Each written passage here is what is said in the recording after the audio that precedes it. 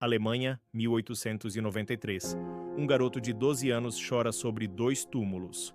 Órfão, abandonado, humilhado. Ninguém apostaria 1 centavo no seu futuro. 130 anos depois, sua empresa vale 60 bilhões de reais e é o símbolo máximo de poder no mundo inteiro. Esta é a história chocante de Hans Wilsdorf e de como a dor se transformou na Rolex. Mas atenção! Esta não é apenas uma história de sucesso, é uma masterclass de como transformar tragédia em império. Como um simples órfão alemão revolucionou uma indústria inteira e criou estratégias de marketing que dominam até hoje.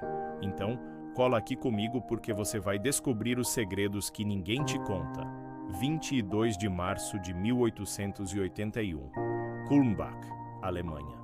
Nasce Hans Wilsdorf em uma família próspera. O pai, dono de uma loja de ferragens herdada do avô. A vida, perfeita demais para durar. Em 1892, Hans tem apenas 11 anos quando a mãe morre. Um ano depois, o pai também se vai. Em 365 dias, Hans perdeu tudo. Os tios vendem o negócio da família e jogam Hans num orfanato. Imagina a cena, de herdeiro a órfão rejeitado. Mas aqui está o primeiro segredo do sucesso. Hans não se vitimizou. Ele canalizou a dor em foco absoluto. Enquanto os outros choravam, ele devorava livros, matemática, francês e inglês. Ele sabia que o conhecimento era sua única arma para escapar daquele inferno. A primeira lição é: dor mais foco é igual a poder. Em 1900, Hans tem 19 anos e uma obsessão: sair da Alemanha. Destino? Genebra, na Suíça. O primeiro emprego foi em uma empresa de pérolas, e aqui vem o segundo segredo que os ricos sabem. Hans percebeu que a empresa não criava nada, apenas organizava e vendia e faturava milhões. Essa foi sua primeira lição de modelo de negócio. Não precisa inventar a roda, você precisa saber como girá-la. Então, chega uma carta que mudaria tudo. Um amigo suíço oferece uma vaga na Kuno Korten, a maior fabricante de relógios da época. Hans largou a estabilidade e apostou no desconhecido. La Chaux-de-Fonds, a cidade dos relógios que ele sonhava conhecer desde criança. Na Kuno Korten, Hans descobriu seu dom. Todos os dias ele dava corda em centenas de relógios de bolso e testava sua precisão. Mas algo o incomodava profundamente. Relógios de bolso eram um saco. Imagina ter que enfiar a mão no bolso toda hora só para ver as horas? Hans pensou. Tem que ter um jeito melhor. Na época, relógio de pulso era coisa de mulher. Os homens achavam afeminado. Mas Hans teve uma visão revolucionária.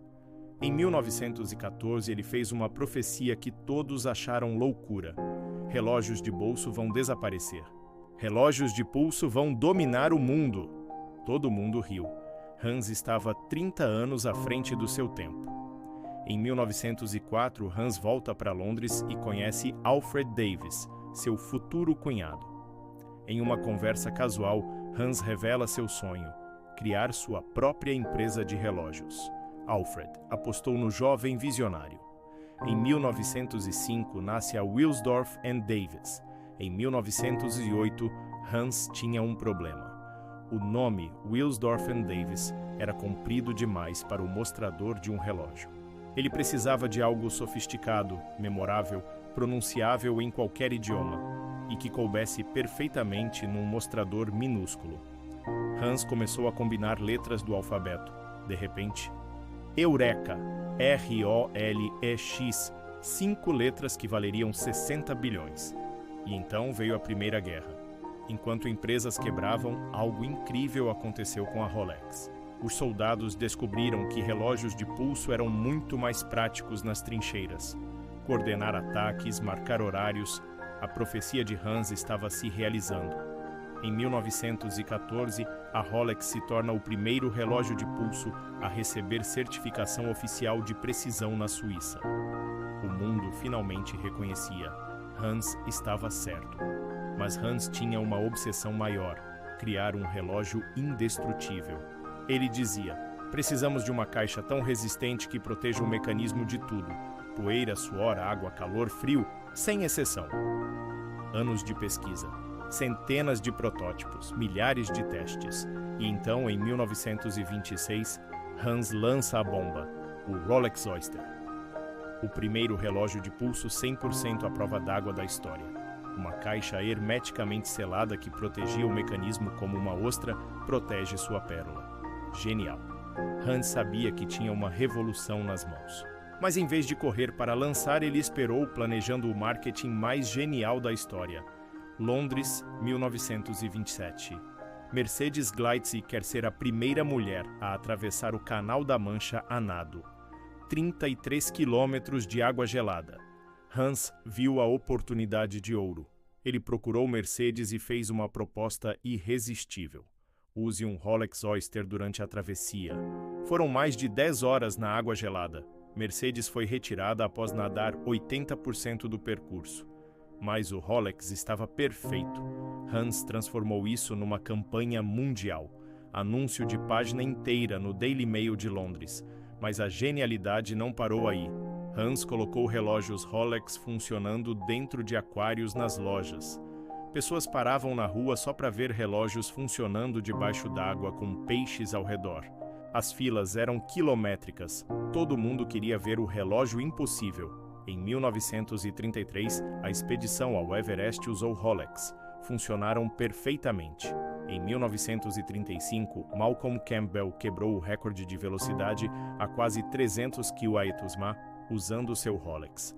Hans transformou cada evento em propaganda global. Ele não vendia relógios, vendia sonhos, aventura, prestígio. Veio a Segunda Guerra Mundial. As exportações despencaram e em 1944, a tragédia pessoal. Hans perde sua amada esposa. Em sua homenagem, ele cria a Fundação Wilsdorf.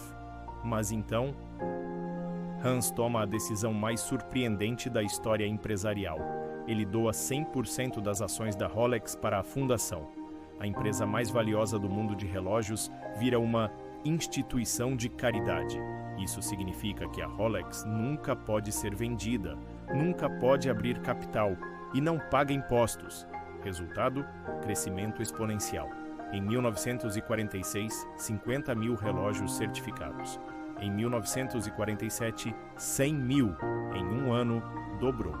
1945, lança o Datejust, primeiro relógio com data no mostrador.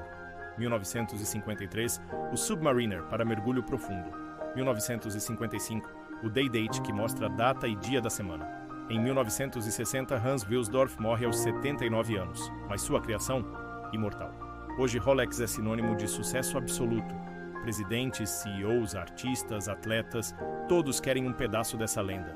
60 bilhões de dólares de valor, a marca de relógios mais valiosa do planeta. Do órfão humilhado ao criador do maior império relojoeiro da história, Hans provou que não importa de onde você vem, o que importa é para onde você está indo. E aí, qual parte dessa história mais te impactou? Comenta aí embaixo. Se essa história te inspirou a construir seu império, esmaga esse like. Se inscreve no canal e ativa o sininho, porque tem muito mais história épica vindo por aí. E já prepara o coração, porque a próxima história vai te chocar ainda mais. Louis Chevrolet, o homem que criou a marca de carros mais famosa do mundo. E depois perdeu tudo. Acabou trabalhando como funcionário da própria empresa que criou. Clica na tela agora e descubra essa tragédia empresarial que vai te deixar de queixo caído.